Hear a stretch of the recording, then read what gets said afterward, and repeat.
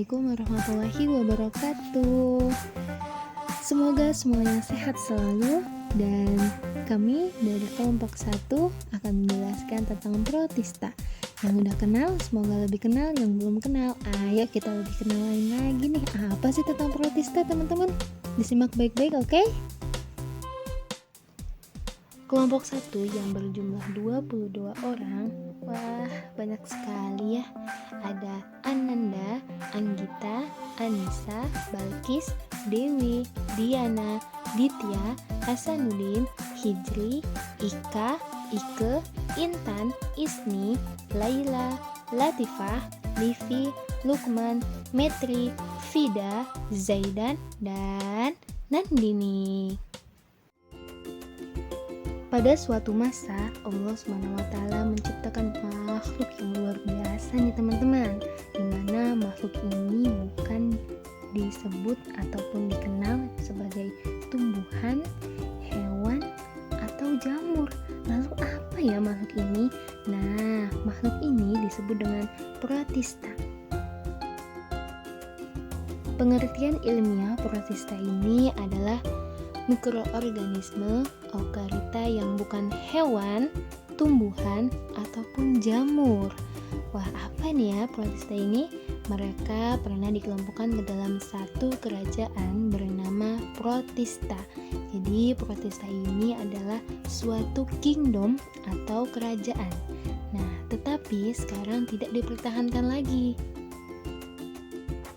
Pada umumnya, protista adalah makhluk hidup uniseluler, namun terdapat pula protista yang multiseluler. Jadi teman-teman, protista ini hidupnya ada dua ya, uniseluler, lalu yang kedua multiseluler. Contohnya itu dari protista adalah ganggang laut yang hidupnya di laut. Nah, protista ini memiliki dua sifat, teman-teman. Kalau kita kan memiliki sifatnya banyak ya. Kalau protista cuma dua sifat, yaitu autotrof dan heterotrof. Hidup bebas di laut, di air tawar, atau sebagai parasit pada makhluk hidup. Jadi dia bisa hidupnya di mana-mana ya. Wah, hebat sekali, Masya Allah.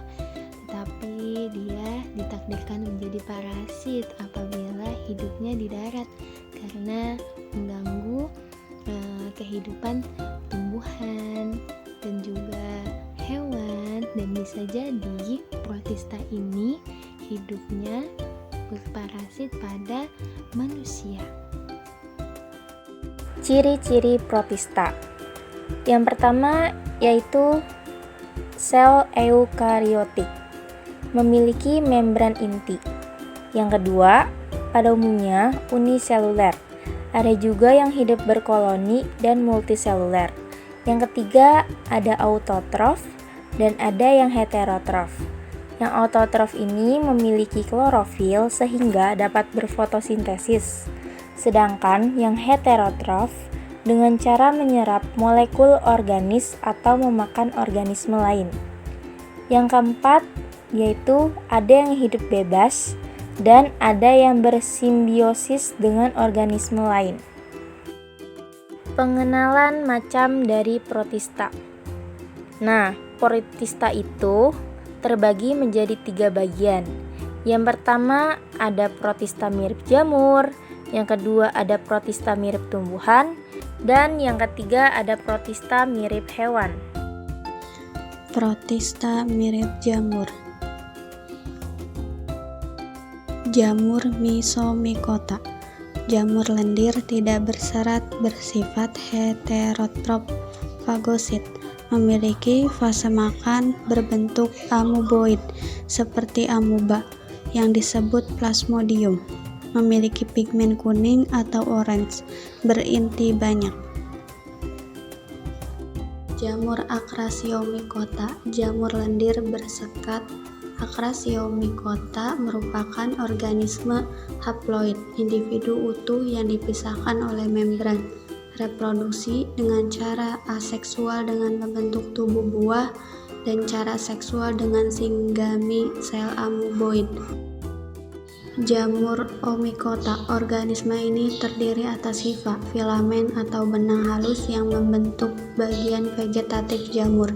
Memiliki dinding sel yang terbentuk dari selulos. Jamur uniseluler atau multiseluler. Bersifat heterotrop sebagai saproba dan parasit. Reproduksi dengan cara aseksual dan seksual. Selanjutnya ada ciri-ciri jamur. Yang pertama, selnya bersifat eukariotik. Kedua, ukuran tubuhnya bervariasi dan ada yang uniseluler, ada juga yang multiseluler. Yang ketiga, bentuknya pun bervariasi. Yang keempat, tidak memiliki klorofil badan buah. Yang kelima, bersifat heterotrop. Yang keenam, menempel pada substrat, tidak dapat bergerak aktif. Yang ketujuh, memiliki dinding sel yang tersusun dari zat kitin. Yang kedelapan, tubuh fungsi tersusun atas hifa yang berkumpul membentuk miselium. Yang kesembilan, hifa adalah sel memanjang berupa benang-benang, terdiri dari hifa vegetatif dan hifa reproduktif. Hifa vegetatif yaitu untuk menyerap makanan, sedangkan hifa reproduktif yaitu sebagai alat reproduktif untuk menghasilkan spora. Selanjutnya cara hidup jamur, yaitu ada 3. Cara hidup jamur yang pertama saprofit, yaitu memperoleh zat organik dari sisa-sisa organisme mati seperti bangkai hewan. Dalam ekosistem, saprofit berfungsi sebagai decomposer. Cara hidup jamur yang kedua yaitu parasit, memperoleh zat organik dari organisme hidup untuk mengambil nutrisi. Jenis ini memiliki hifa khusus yang disebut Haustroporia. Cara hidup jamur yang ketiga yaitu mutualisme, memperoleh zat organik dari makhluk hidup yang masih hidup tapi saling menguntungkan.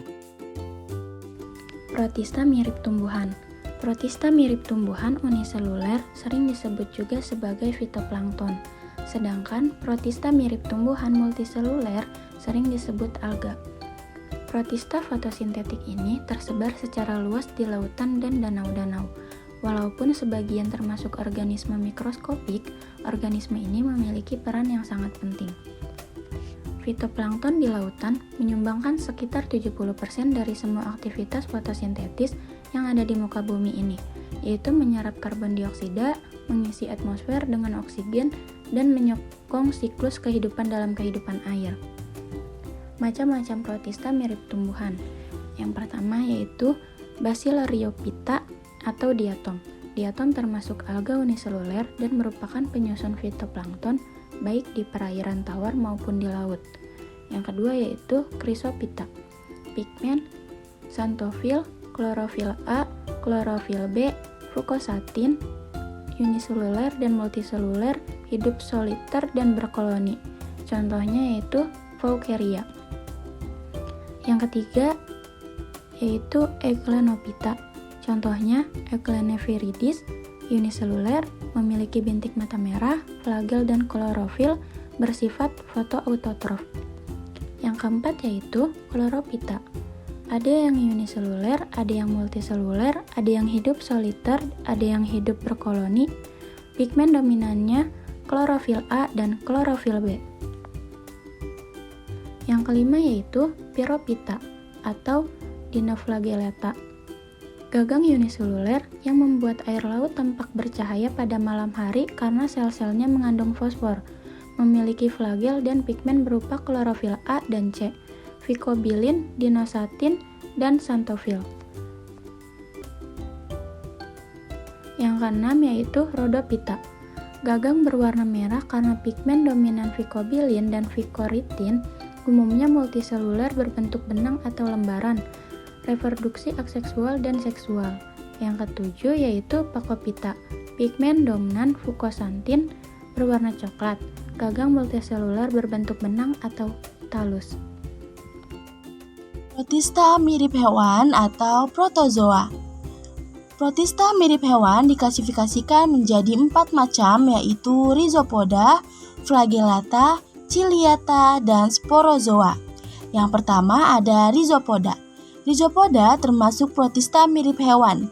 Rhizopoda bergerak dan menangkap makanannya dengan kaki semu. Tubuh Rhizopoda bersel tunggal dan bentuk selnya dapat berubah-ubah. Hewan dari filum ini hidup bebas di air tawar, air laut, atau tempat berlumpur. Rhizopoda ada yang bersifat parasit pada manusia dan hewan.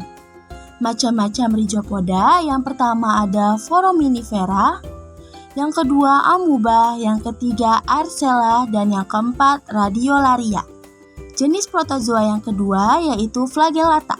Flagellata atau Mastigopora dalam taksonomi merupakan salah satu kelas dalam filum protozoa atau protista yang mirip hewan.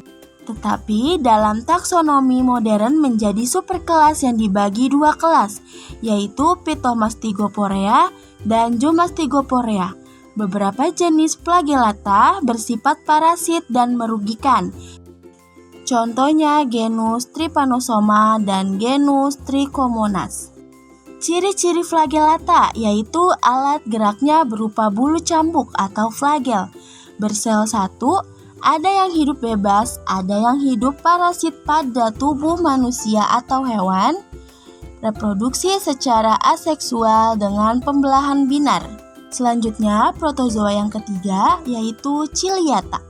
Ciliata, alat geraknya rambut getar atau cilia. Ada yang hidup bebas di air tawar, contohnya Paramecium caudatum.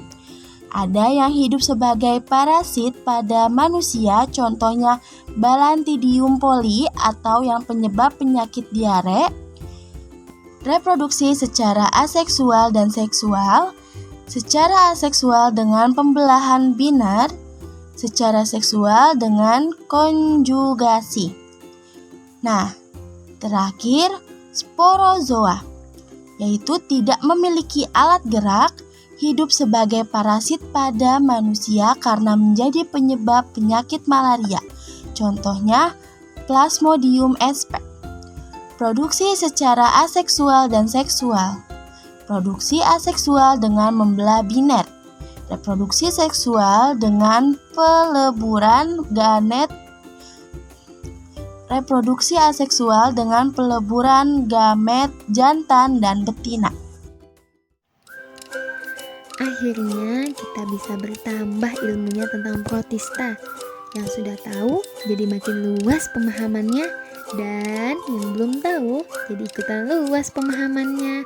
Baik, semoga apa yang kita dapat ilmu dari video ini bermanfaat untuk kita dan juga bisa kita berikan pemahamannya kepada murid-murid kita nanti di kemudian hari. Thank you for watching dan perhatiannya. Wassalamualaikum warahmatullahi wabarakatuh.